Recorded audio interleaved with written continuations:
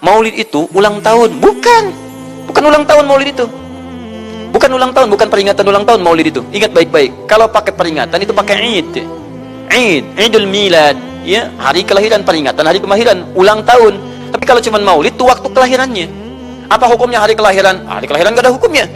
Yang melekat hukum itu bagaimana menyikapi hari kelahiran itu. Itu poinnya. Paham ya? Ketika ada perbuatan melekat kepadanya, maka di situ ada hukum. Maulud itu bayinya berarti nabinya. Apa hukum Maulud? Apa hukumnya nabi? Nabi yang lahir gak ada hukumnya. Jadi kalau Anda menolak Maulud dengan pengertian seperti ini, maka Anda keluar dari Islam. Kalau dalam hukum seperti ini, saya menentang Maulid Nabi, berarti Anda menentang kelahiran Nabi sallallahu alaihi wasallam. Saya menentang Maulud Nabi, berarti Anda berhadapan dengan Nabi, Anda musuh Nabi. Jadi kalau Anda dimaksudkan dengan kata Maulud dan Maulid, Anda tidak bisa menentangnya, bisanya menerima. Saya menerima. Kenapa? Karena dalam pengertian bahasa, Maulid itu artinya waktu kelahiran. Maulud artinya nabinya. Bagaimana menyikapi Maulid dan Maulud itu? Saya tahu nabinya dilahirkan, nabinya sudah ada. Jelas ya? Maka kemudian saya pun tahu waktu kelahirannya. Bagaimana kemudian menyikapi itu semua? Maka Masya Allah, Quran surah ke-11 tadi, 10 tadi, Yunus, ayat 57 sampai 58. Kalau sampai kemudian ke 58-nya, falyafrahu.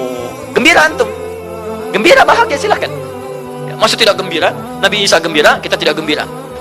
Ya, Nabi Ibrahim gembira, kita tidak gembira. Nabi yang tidak melihatnya gembira. Masa kita yang mendapatkan bagian Nabi tidak gembira? Jelas ya? Nabi yang mengharapkan hadir saat kedatangannya gembira.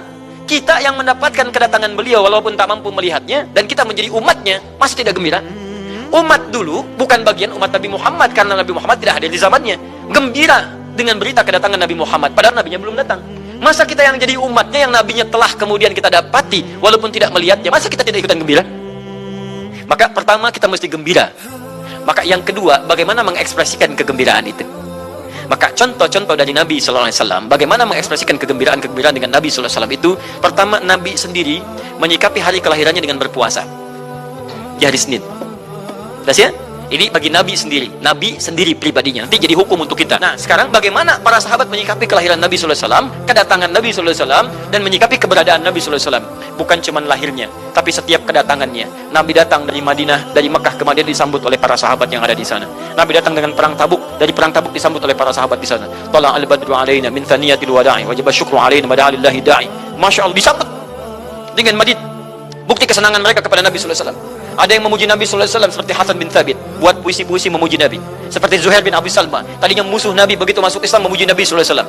Ada yang lagi kemudian menghormati Nabi dengan kedatangannya, dengan mengikuti Nabi kemanapun. Nabi mencontohkan, amalkan. Nabi mengajarkan, ikuti. Masya Allah. Begitu Nabi meninggal, diabadikanlah kemudian nilai-nilai penghormatan itu. Ada yang menulis sejarah tentang Nabi.